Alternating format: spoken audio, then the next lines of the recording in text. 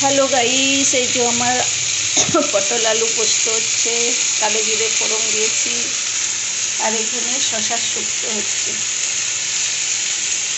এখানে দিয়েছি সর্ষে ফোড়ন, শুকনা লঙ্কা, তেজপাতা আর আদা বাটা, আর একটু মিষ্টি দিলেই হয়ে যাবে। আর এখানে পোস্ত দিই।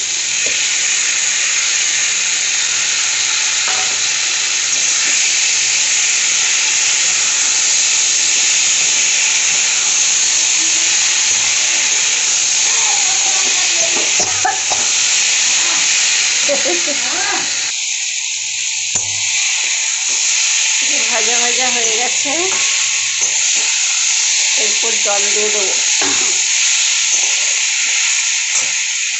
এর মধ্যে একটু মিষ্টি দিয়ে দিয়েছি, চিনি, জলটা দিয়ে দিলাম।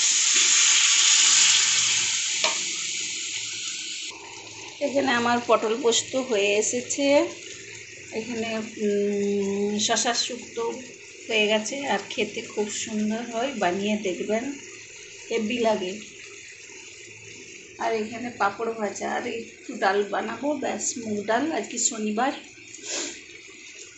সবাই ভালো থাকবেন, সুস্থ থাকবেন। নমস্কার।